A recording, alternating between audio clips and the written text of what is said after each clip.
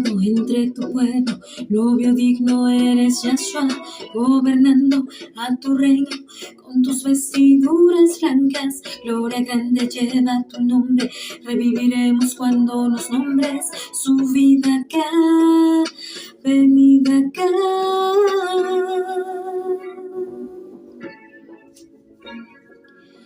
Bajo el talit de Yahshua, bajo la luz de Yahshua, bajo el amor de Yahshua, bajo el talit de Yahshua.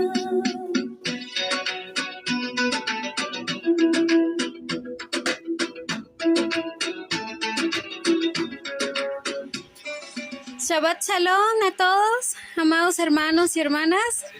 Yo soy la Jod Raquel Núñez. Bienvenidos a su canal Bajo el Talit de Yahshua. Espero que estén pasando un bonito Shabbat a pesar de que hace un poco de calor. Toda Rabá por haberse conectado. En esta ocasión vamos a ver la parashá Bemidbar, que significa en el desierto. Esto es cuando todos los israelitas tuvieron que pasar 40 años en el desierto llevando el Mishkan de un lado a otro, hasta que Elohim los introdujo a la tierra prometida. Entonces comenzamos con esta administración con una oración a nuestro Abacados Yahweh. Bendito Padre Yahweh, te damos toda Rabá, Abacados, por todas las bendiciones que nos das, toda Rabá porque eres bueno y nos cuidas, porque nos enseñas tu Torah, Abba, porque nos dejas ser parte de tu pueblo. Te pedimos que la administración que vamos a recibir hoy entre en nuestra cabeza y baje en nuestro corazón. Te pedimos, Abacados, que estés con nosotros y que nos enseñes tu Torah, no el mensaje de hombres, sino la palabra tuya, Papito Yahweh. Te damos toda Rabá, en el nombre de tu Hijo Yahshua HaMashiach. Amén, amén. Y comenzamos con esta parashá Bemidbar, que es en el desierto.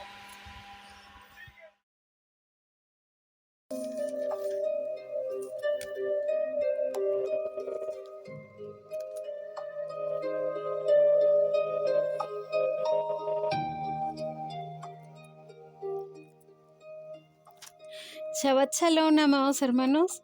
En esta ocasión vamos a ver la parashá Bemidbar, que significa en el desierto de. Esta es la parashá número 34 y comienza en números 1:1 al 4:20. En la primera aliyá, Elohim mandó hacer un censo. En la segunda aliyá narra cómo este censo comienza por la tribu de Reubén. Todos fueron contados y se hizo un registro genealógico. En la tercera aliyá se narra cómo eran cada una de las banderas de los hijos de Israel, de todas las tribus, de la organización del campamento, quiénes eran los jefes por cada tribu. En la cuarta aliyá, los levitas fueron dados como primogénitos, representando a todas las tribus de Israel. También nos habla de la organización que tenían los Kohanim. En la quinta aliyá, la cantidad de israelitas que había en el clan de Gersón, los Kohanim y sus familias, de Kehat y de Merari. En la sexta aliyá veremos la redención de los primogénitos de Israel, el pago de los 5 shekels por cabeza a Aarón y a sus hijos. Y para la séptima aliyá, el Mishkan, el servicio de los Kohanim y de los descendientes de Kehat. Cómo se transportaba el arca y los objetos sagrados, y la responsabilidad de Eleazar, el hijo de Aarón. Entonces esta parashá comienza en números 1:1. Esta parashá es la primera del libro de Números y dice así: Habló Yahweh a Moisés en el desierto del Sinaí, en el Mishkan de reunión, en el día 1 del mes 2, en el 2º año de su salida de la tierra de Egipto, diciendo: Tomad el censo de toda la congregación de los hijos de Israel, por sus familias, por las casas de sus padres. Entonces aquí comienza a narrar acerca de todas las tribus de Israel, todos los descendientes del pueblo, de la tribu de Rubén, de la tribu de Judá, de la tribu de Isaacar, de Zabulón, de Efraín, de los hijos de Yosef, de Asher, de Gad, de Naptalí. En Números 1:18 dice: y reunieron a toda la congregación en el día primero del mes segundo, y fueron agrupados por las familias según las casas de sus padres, conforme a la cuenta de los nombres por cabeza, de 20 años para arriba. Números 1:21. Los contados de la tribu de Reubén fueron 46,500. 22,000 de los hijos de Shimeón, por su descendencia, por sus familias, según las casas de sus padres. Ellos fueron contados conforme a la cuenta de los nombres por cabeza. Todos los varones de 20 años para arriba, todos los que podían salir a la guerra. 23. Los contados de la tribu de Shimeón fueron 59,300. Y continúa el texto con el conteo de los hijos de Gad, 45,650. De los hijos de Judá, 74,600. De la tribu de Isaacar, 54,400. De Zabulún, 57,400. De la tribu de los hijos de Yosef, la tribu de Efraín, 40,500. De Manashe, 32,200. De los hijos de Benjamín, 35,400. De los hijos de Dan, 62,700. De la tribu de Asher, 41,500. De los hijos de la tribu de Naptalí, 53,400. En Números 1, 44, 45 y 47 leemos: estos fueron los contados, los cuales contaron Moisés y Aarón con los príncipes de Israel, 12 varones, uno por cada casa o por cada tribu. Todos los contados de los hijos de Israel por las casas de sus padres, de 20 años para arriba, todos los que podían salir a la guerra en Israel. Fueron todos los contados 603,550, pero los levitas, según las tribus de sus padres, no fueron contadas entre ellos. Porque nuestro Elohim mandó que no se contaran para ir a la guerra a los levitas.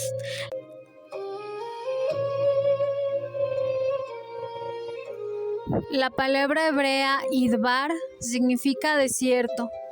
Esta viene de la raíz dabar, que significa hablar o conversar, y significa desierto de manera literal. Porque en el desierto fue donde Elohim los hizo habitar durante 40 años. No solo a ellos, sino también a su ganado. Se cree que su ganado lo refugiaban en cuevas durante la noche para protegerlos de los animales salvajes. Así el pastor resguardaba la puerta de las ovejas, como se narra en el Nuevo Pacto en el libro de Juan 10, 1 al 18. En verdad os digo, el que no entra por la puerta en el redil de las ovejas, sino que sube por otra parte, ese es ladrón y salteador. Pero el que entra por la puerta es el pastor de las ovejas. A éste le abre el portero, y las ovejas reconocen su voz y le siguen. Llama a sus ovejas por nombre y las conduce afuera. Cuando saca a todas las suyas, va delante de ellas, y las ovejas lo siguen porque conocen su voz, pero a un desconocido no seguirán, sino que huirán de él porque no conocen la voz de los extraños. Con este ejemplo vemos que Yahshua es el único pastor. Él es al que las ovejas siguen porque lo conocen. Significa que tenemos que tener discernimiento para reconocer a nuestro pastor, para no irnos con el impostor o con el extraño que traiga una teología diferente a lo que está escrito en el Nuevo Pacto, porque dice la Escritura que Hasatán solo vino a robar, matar y destruir. Por lo tanto, quienes les sirven, aunque vengan con palabras aduladoras, debemos ver los hechos y no su palabrería. Dice la Escritura, el ladrón solo viene para robar, matar y destruir, pero yo, Yahshua, he venido para que tengan vida y para que la tengan en abundancia. Yo soy el buen pastor, y el buen pastor da su vida por sus ovejas, pero el que es un asalariado y no es un pastor, el que no es dueño de las ovejas, ve venir al lobo y abandona a las ovejas y huye. El lobo las arrebata y las dispersa. Él huye porque solo trabaja por el pago y no le importan las ovejas. Yo soy el buen pastor y conozco a mis ovejas y las mías me reconocen. De igual manera, el Padre me conoce y yo conozco al Padre, y doy mi vida por las ovejas. Tengo otras ovejas que no son de este redil. A esas también me es necesario traerlas, y oirán mi voz, y serán un rebaño, con un solo pastor. El Padre me ama, porque yo doy mi vida para tomarla de nuevo. Nadie me la quita, sino que yo la doy de mi propia voluntad. Tengo la autoridad para darla y tengo autoridad para tomarla de nuevo. Este es el mandamiento que recibí de mi Padre. Entonces Yahshua es nuestro pastor. Él dio su vida por nosotros, que somos sus ovejas. Él la dio por su propia voluntad. Los judíos no lo mataron. Los romanos no lo mataron. Él dio su vida. Él sabía que lo iban a aprender y aún así continuó quieto en el jardín de Getsemaní, porque él tenía el poder para resucitar, así como resucita a los muertos. Al hablar en este texto de un asalariado que no le importan las ovejas, se refiere a los malos líderes religiosos, a los falsos pastores que viven del diezmo de las ovejas, pero no las cuidan. Los que están en las congregaciones por un salario, por un pago, y lo toman como un trabajo y no como la obra del Padre. Porque hay líderes que roban a las ovejas, exigiéndoles un pago por ser su pastor, amenazándolas con expulsarlas de la congregación si ellas no dan el pago que él exige.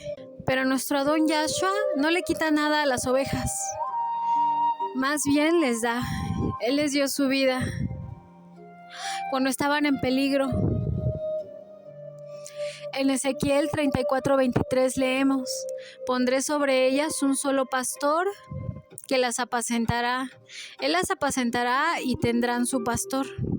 Significa que el rey David será el pastor del pueblo de Israel. También en Ezequiel 34:27 dice: mi siervo David será rey sobre ellos, y todos ellos tendrán un solo pastor. Andarán en mis ordenanzas y guardarán mis estatutos y los cumplirán, porque Yahshua es la puerta de las ovejas, y quien no pase por la puerta no tiene derecho de dirigir a su rebaño, porque el rebaño le pertenece a Yahshua, nuestro Mesías, y no a los pastores, para que se sirvan de ellas. Por esto debemos rechazar a los falsos pastores que no reconozcan a Yahshua como nuestro único redentor para llegar al Padre, porque Él es el camino, la verdad y la vida. Aunque los líderes sean pastores, el pueblo no les pertenece a ellos, sino al Mesías, porque Él es el gran pastor. Por esto es el gran rabino, antes que todos los demás. También dice en Hechos 19:30: sé que después de mi partida vendrán lobos feroces entre vosotros, y que no perdonarán el rebaño, y que de entre vosotros mismos se levantarán algunos hablando cosas perversas para arrastrar a los discípulos tras ellos. Aquí Yahshua aclara mejor las intenciones de los malos pastores. Oseas 2:14 nos habla de las intenciones del Padre Yahweh hacia nosotros. Por tanto, he aquí, las seduciré, las llevaré al desierto y le hablaré al corazón. Esto explica cómo Yahweh nos lleva al desierto a Israel. nos lleva a un lugar apartado para hablarnos al corazón. Él nos pone a prueba para purificarnos. Él dice que Él hablará personalmente a la novia para poder entrar en el pacto matrimonial con ella y entregarle la ketubá, que es la Torá, que es el contrato matrimonial que Yahweh le da a su pueblo Israel. Por esto, el pasar en el desierto es bueno, para que nos apartemos del mundo por un momento, para poder entrar en comunión con Él, porque esa es la manera en la que Él nos habla, estando en la soledad, para que podamos escucharlo. A veces, las cosas tristes que pasan en la vida son una oportunidad para podernos acercar al Padre con el corazón completo, para poder purificarnos delante de Él, para que Él nos redima, para tener conciencia de sus mandamientos y de cuánto Él nos cuida, de cuánto Él nos ama, porque a veces al hacernos pasar por situaciones difíciles, Él nos libra, Él nos avisa de las trampas y de las cosas del mundo en las que no debemos de caer. Aunque a veces uno diga, ¿por qué me pasó esto a mí?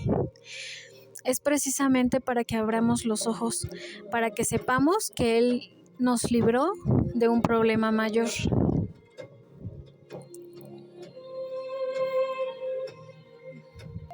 Nuestro Elohim siempre está con nosotros y nunca nos deja solos. Aunque el resto del mundo sea indiferente a nuestro dolor o a nuestros problemas. Cuando hay cosas que se nos salen de las manos y que ya no dependen de nosotros, el Padre acomoda las cosas y deja que todo llegue en el momento indicado, para que todo sea a nuestro favor. Volviendo al tema, la primera y la segunda y la tercera vez que hicieron un censo están registrados en Éxodo 1:5, 12:37. Antes de la construcción del Mishkan, Elohim ya había mandado a hacer censos. Luego vemos en Éxodo 30, 11 al 16 y 35, 25. Dice, también ordenó un censo, también en Rosh Hodesh, en la luna nueva. Elohim pidió que se hiciera un censo contando a los varones de 20 a 60 años. Todos los jefes se esforzaban por contar correctamente todas las tribus, porque eran demasiados israelitas. Entonces contaban entre 7,500 personas por día, hasta completar los 74,600 que eran por tribu, habiendo 12 tribus en Israel. Cuando se habla del término por sus cabezas, se refiere a la palabra Legulgelotam, que significa lugar de muerte. Nos recuerda el sacrificio de nuestro Adón Yahshua HaMashiach. Así que todos estamos conectados con la muerte del Mesías. La palabra hebrea Tzabá significa guerrear o ejército. Significa que su organización era como la de un ejército, como las estrellas que son llamadas el ejército del cielo. Los levitas también estaban organizados como Tzabá. Aunque ellos no iban a la guerra, ellos eran muy disciplinados como una disciplina militar. Toda esta disciplina regía dentro del campamento, dentro del pueblo de Israel, mientras habitaron en el desierto. En Éxodo 12, 41 y 51 dice, y sucedió que al cabo de los 430 años, en aquel mismo día, todos los ejércitos de Yahweh salieron de la tierra de Egipto. Y sucedió en aquel mismo día que Elohim sacó a los hijos de Israel de la tierra de Egipto por sus ejércitos. Por esto el pueblo de Israel es considerado un ejército. Por esto en nuestro Abacadosh también se le conoce como Yahweh de los ejércitos, porque tenía un control del pueblo para que todas las tribus funcionaran correctamente, ya que eran un gran número de personas para dirigir. Entonces ellos tenían que acomodar y tenían que manejar correctamente la disciplina, la economía, todo el orden, toda la organización del pueblo. Entonces no se toleraba la rebeldía dentro del pueblo. En 1 Corintios 14, 33 al 40 leemos: porque Elohim no es de confusión, sino de paz, en todas las congregaciones de los santos, pero que todo se haga decentemente y con orden. Significa que nuestro Elohim hizo todo con orden desde el momento de la creación. Todo tiene un diseño y todo está ordenado de manera matemática para que todo funcione correctamente. Pero los que no quieren someterse a las leyes de Elohim no están listos para ser contados dentro del pueblo de Israel. Por esto, solo el que está dispuesto a luchar para vencer es parte del ejército de Elohim.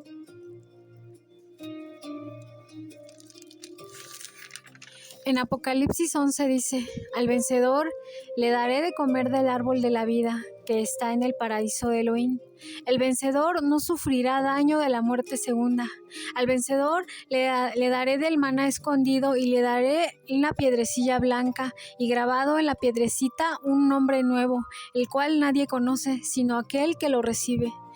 Y al vencedor, al que guarde mis obras hasta el fin, le daré autoridad sobre las naciones y las regirá con vara de hierro, como los vasos de alfarero son hechos pedazos. Como yo también he recibido la autoridad de mi Padre, y le daré el lucero de la mañana. Así el vencedor será vestido de vestiduras blancas, y no borraré su nombre del libro de la vida, y reconoceré su nombre delante de mi Padre y delante de sus ángeles. Al vencedor le haré una columna en el templo de mi Elohim, y nunca más saldrá de allí, y escribiré sobre él el nombre de mi Elohim y el nombre de la ciudad de mi Elohim, la nueva Jerusalén, que desciende del cielo de mi Elohim, y mi nombre nuevo. Y al vencedor le concederé sentarse conmigo en mi trono, como yo también vencí y me senté con mi Padre en su trono. Yahshua nos habla de la promesa que cumplirá a los hijos de Israel al que venza, al que persevere, al que no se deje llevar por la corriente de este mundo. Esa es la recompensa para un israelita, pero tiene que luchar, incluso aunque estemos en la dispersión, para poder guardar los mandamientos de nuestro Elohim. Porque estamos en un mundo que no nos comprende, que no nos apoya. El pueblo está entre las naciones, entre la incredulidad, entre un pueblo infiel, que no le gusta guardar los mandamientos, que no le gusta leer la Biblia ni estudiar Torah. Por esto, el que esté dispuesto a disciplinarse puede vencer al enemigo poniéndose en contra de Hasatán, y él huirá de nosotros, porque nuestra lucha no es contra carne y sangre, es contra principados, contra potestades de las tinieblas. La palabra Rosh significa cabeza, o el que está por encima del cuerpo del Mashiach. Es el que da las órdenes a la congregación, el que controla todo el cuerpo. Por esto, el escoger a los líderes es muy importante, porque son puestos para dirigir. Y por esto no podemos poner a un líder corrupto. Tiene que ser alguien incorruptible, alguien que no se deje seducir por las riquezas o por el poder. Tiene que ser alguien que se preocupe por el pueblo. Tiene que ser un buen pastor que imite a nuestro Adón Yahshua. Así está en Mateo 24, 45 al 47.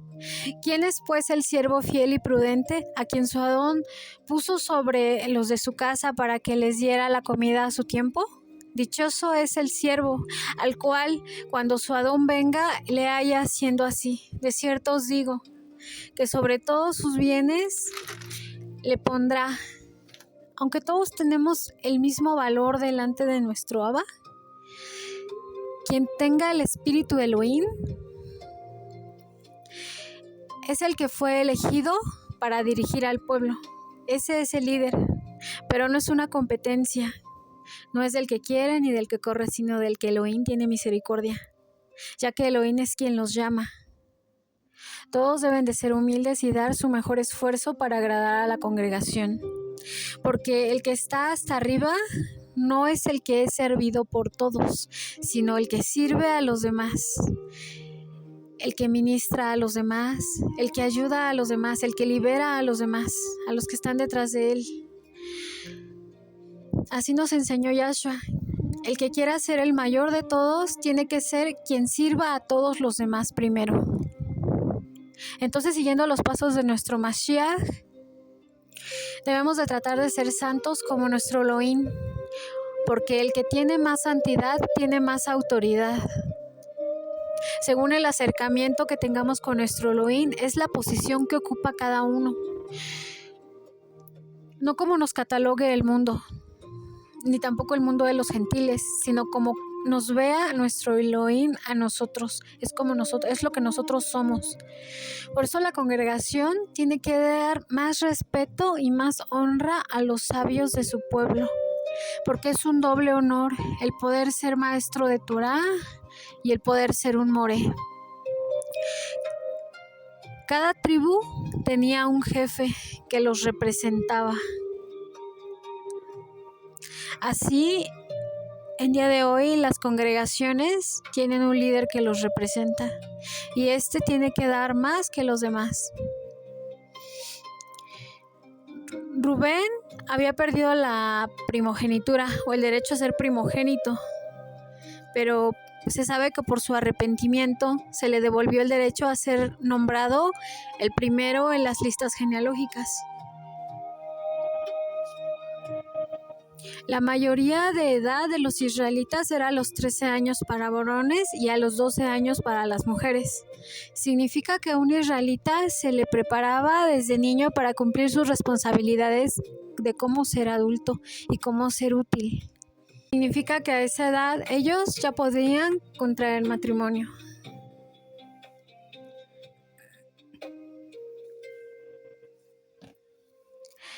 Después viene la tribu de Shimón. Ellos perdieron un aumento de un 63% en su población. Esto se vio en el censo que se hizo después de 38 años, cuando había pasado la plaga del pecado con las madianitas. Así está registrado en Números 26, porque todos los demás pecaron siguiendo el ejemplo de su líder, y hubo muchos muertos. Por esto se deben escoger muy bien a nuestros líderes para no traer maldición a toda la congregación. Entonces el pueblo aquí había pecado con las madianitas. Las madianitas habían seducido a los hombres de Israel, ya que sus enemigos no podían tocar al pueblo de Israel porque ellos estaban protegidos por Elohim. Porque bendito era Israel a los ojos de Elohim, porque no había pecado. Pero entonces encontraron la manera de que los israelitas se dejaran seducir por las madianitas, por las mujeres de Madián. Entonces al pecar hubo maldición dentro del pueblo. Entonces muchas personas del pueblo murieron. Números 1:51. Cuando el Mishkan haya de ser trasladado, los levitas lo desarmarán, y cuando el Mishkan haya de detenerse, los levitas lo armarán. Y el extraño que se acercare morirá. Y los hijos de Israel acamparán, cada uno en su campamento y cada uno junto a su bandera, por sus ejércitos.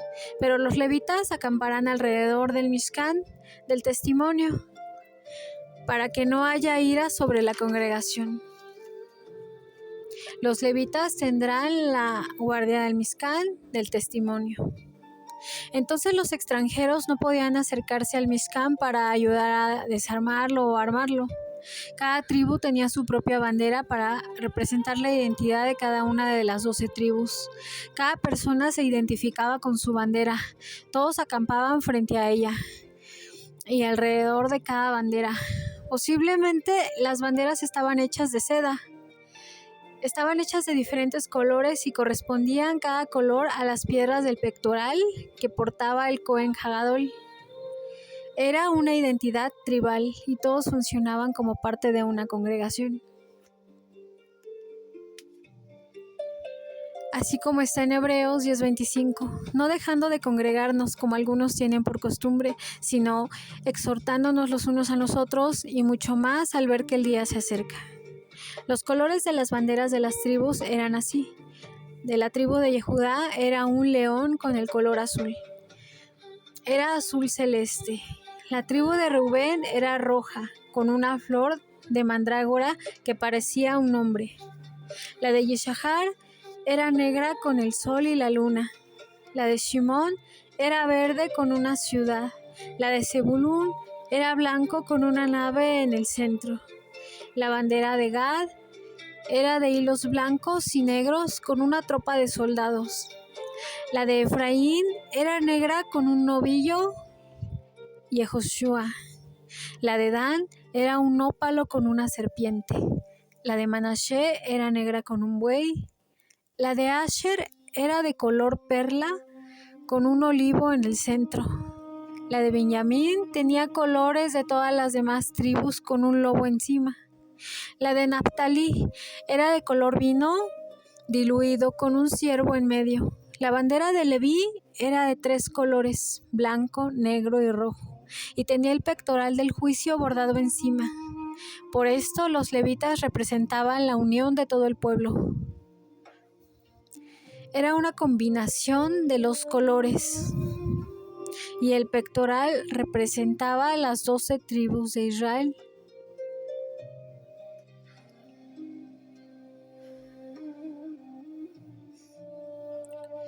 En Hechos 2:32 al 35 dice: la congregación era de un corazón y una alma, y ninguno decía ser suyo lo que poseía, sino que todas las cosas eran de propiedad común, y con gran poder los apóstoles daban testimonio de la resurrección del Adón Yahshua, y abundante gracia era sobre todos ellos, así que no había entre ellos ningún necesitado, porque todos los que poseían heredades o casas las vendían y traían el dinero de lo vendido, y lo ponían a los pies de los apóstoles, y se repartía cada uno según su necesidad.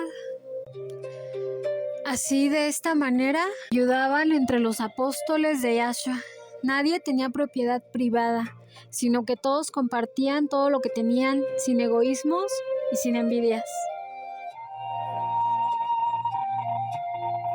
En 1 Corintios 14:12 dice así: también vosotros, puesto que anheláis manifestaciones espirituales, procurad abundar en ellas para la edificación de la congregación. Significa que cuando alguien tenía este tipo de manifestaciones, no era para la exaltación de sí mismo, sino para ayudar a toda la congregación, ya que no cobraba por ayudar al prójimo. Esa persona no pedía nada a cambio, porque ese don se le había sido dado de gracia, por el Espíritu Santo, por el Espíritu de gracia, y la persona daba a los demás de lo que se le había sido dado por Elohim. Lo que Yahshua nos enseñó es a amar al prójimo como a sí mismo, el dar a los demás sin esperar nada a cambio. Así todos prosperaban en conjunto y nadie se hacía rico a costa de los demás. Por esto los líderes religiosos son quienes tienen que aportar más, porque un buen líder tiene que buscar el bien de todos los que están debajo de él para poder favorecer a la congregación, para levantar a los caídos, para ayudar a los necesitados.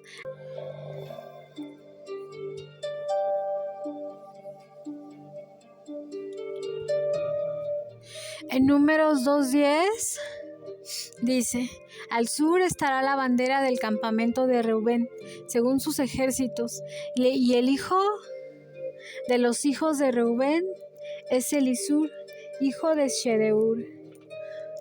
Entonces la tribu de Judá era muy predominante. Estaba acampado junto a Shimón y a Gad.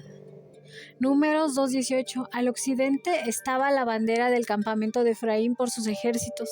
Al occidente, el jefe de los hijos de Efraín, Elishama, el hijo de Amiud. Efraín acampaba en el lado occidente junto con Manashe y Benjamín. Números 2:25. Al norte, la bandera de la tribu de Dan, según sus ejércitos. El jefe de los hijos de Dan era Ahiezer, hijo de Amishadai. Dan acampaba en el lado norte junto a Asher y Neftalí. En el centro estaba el Mishkan, estaba la tienda de reunión, y alrededor estaban las 12 tribus de Israel con sus banderas, y en las 4 esquinas del campamento había pastos para el ganado. Las tribus de Yehudá, Rubén, Efraín y Dan corresponden a las 4 caras de los seres angelicales que están junto al trono de la gloria de Elohim. Así está en el libro de Ezequiel 1:10. Y la forma de sus caras eran como la forma de la cara de un hombre. Los 4 tenían cara de león a la derecha de los 4 y cara de toro a la izquierda. En los 4, asimismo, había en los 4 cara de águila. Porque como es arriba en el cielo, es la semejanza abajo en la tierra. Es un reflejo de lo celestial aquí en la tierra. Números 3:9. Darás pues los levitas a Aarón y a sus hijos, que son dedicados por completo entre los hijos de Israel. Entonces ellos tenían que servir a los Coanim. Los levitas servían a Aarón y a sus hijos. Números 3:12. Mira, yo he tomado a los levitas de Israel, en lugar de todos los primogénitos, los que abren el seno materno entre los hijos de Israel. Los levitas, pues, serán míos. Los primogénitos estaban destinados a ser Coanim o sacerdotes. Esto era para todas las tribus de Israel, pero por el pecado del becerro de oro, ahora solo los de la tribu de Leví tenían ese derecho.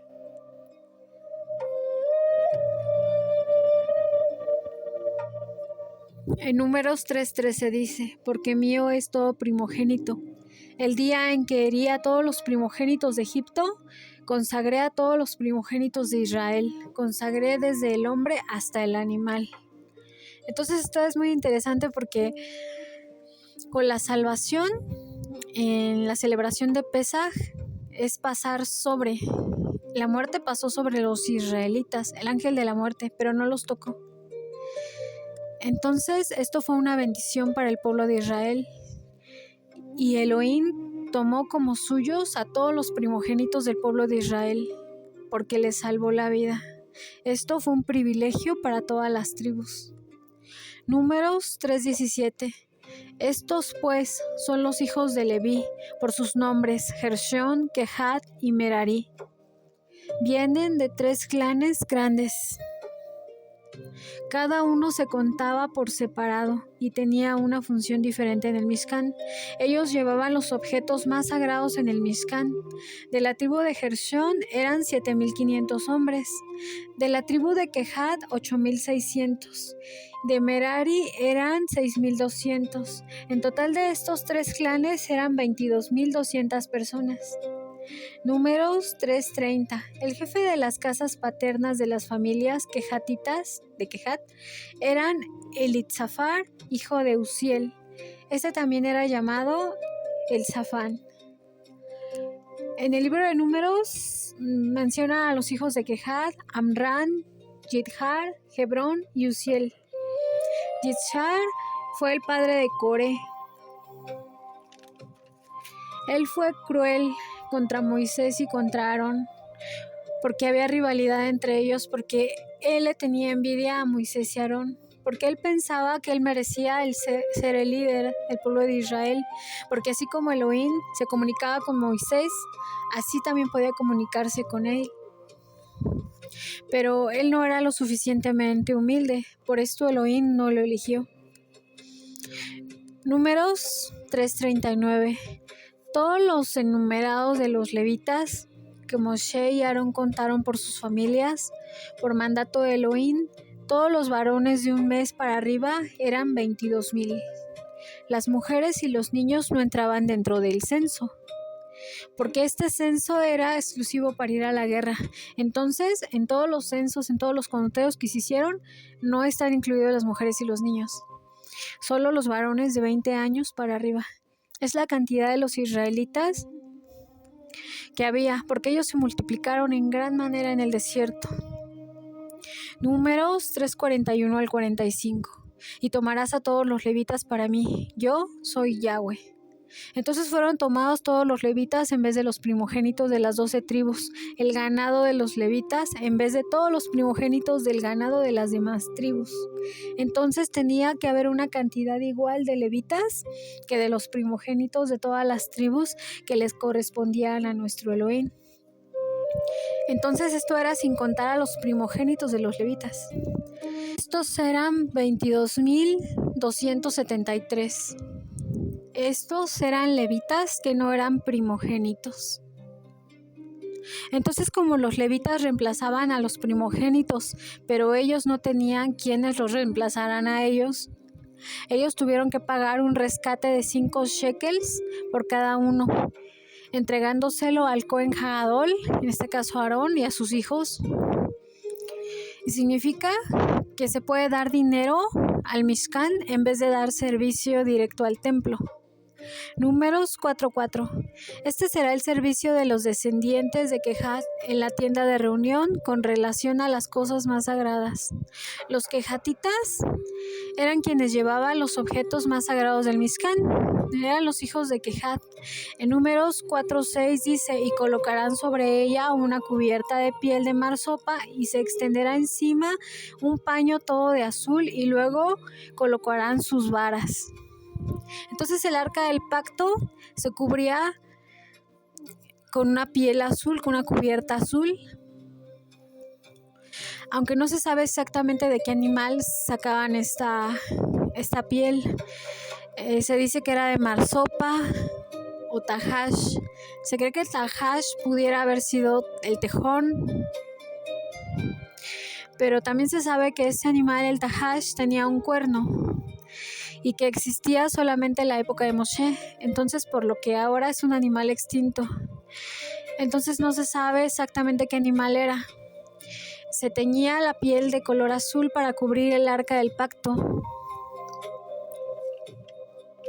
Y así la transportaban por todo el desierto. Ellos iban viajando con toda la procesión de los hijos de Israel detrás de ellos, para que ellos pudieran ver de lejos el arca y saber por dónde era el camino. El arca llevaba unas varas para ser transportada, porque no se podía tocar, porque nadie podía tocar el arca, ni los quejatitas, que la llevaban cargada por las barras, porque como es cosa muy santa, porque es el trono de Elohim aquí en la tierra, cualquiera que tocara el arca era fulminado al instante y moría. Porque todo hombre es pecador. Y Elohim es 3 veces santo. El pecado que está en el hombre es destruido al instante, pero el cuerpo humano no resiste. Entonces es calcinado y la persona muere al instante, cuando toda la inmundicia y el mal es destruido, porque la oscuridad es disipada por la luz. Por esto las personas mueren y no soportan estar ante la presencia del Eterno. En Josué o Yehoshua 3:3 al 4 dice: y dieron órdenes al pueblo diciendo: cuando veáis el arca del pacto de Yahweh vuestro Elohim y a los Cohen o levitas llevándola, partiréis y lo seguiréis. Sin embargo, dejaréis una distancia de unos 2000 codos. No os acerquéis a ella para saber por dónde debéis seguir, porque no habéis pasado antes por este camino. El arca simboliza al Mashiach, porque él va delante de todo el pueblo. Por esto, cuando atravesaron el río Jordán, el arca siempre iba delante del pueblo. Así iba la columna de fuego guiando al pueblo o la columna de nube durante el día.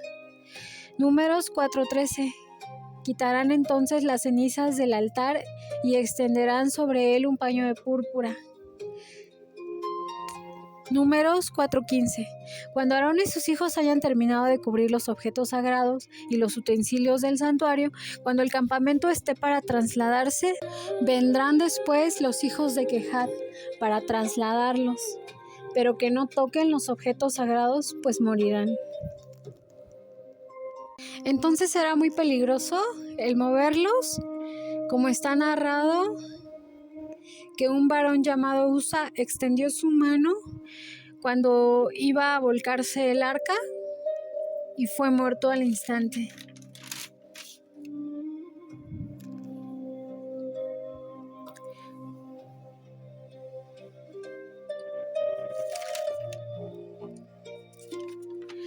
Hablando de los levitas, se dice que solo aumentaron el número de 700 levitas.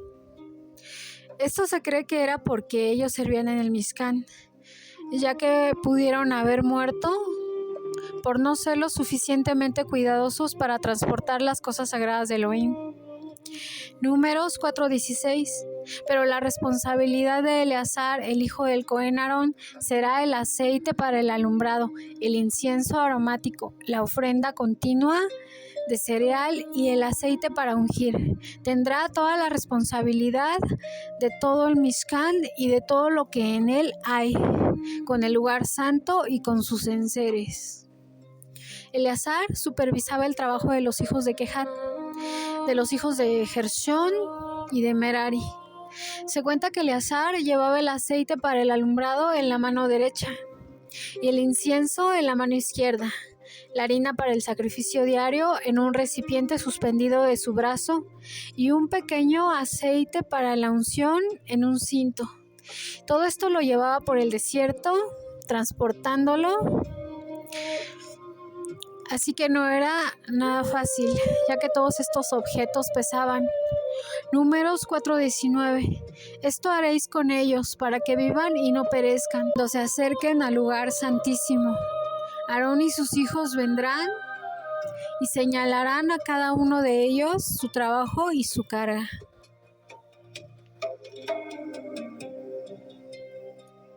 Entonces solo los Kohanim podían ver los objetos más sagrados, a diferencia de los otros levitas, porque ellos tenían un grado de santidad más alto. Así comenzó el libro de Números, Bemidbar, que significa en el desierto, y así termina esta parashá. Shabbat Shalom a todos, amados hermanos, y nos vemos la próxima semana. Shalom. Que Yahweh te bendiga y te guarde. Que Yahweh haga resplandecer su rostro sobre ti y tenga de ti compasión. Levante sobre ti su rostro y te dé shalom. En el nombre bendito y poderoso de Yahshua HaMashiach, toda Rabá, Omen, Beomen.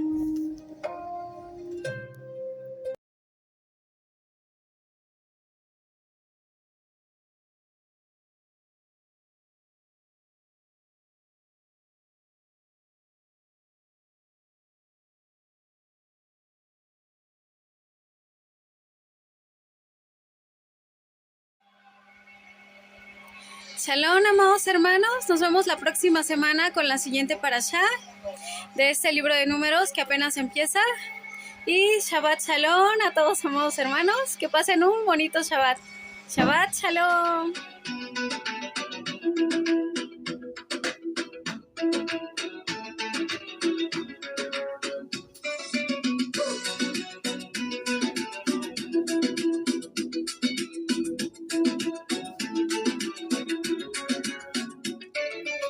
Esperando el novio anhelado, nos llevas por siempre a tu lado, vestiduras resplandecientes y las lámparas llenas de aceite, doblando el cielo como pergamino. Y la nueva Jerusalén adornada de lino fino. Bajo el talit de Yahshua, bajo la luz de Yahshua, bajo el amor de Yahshua, bajo el talit.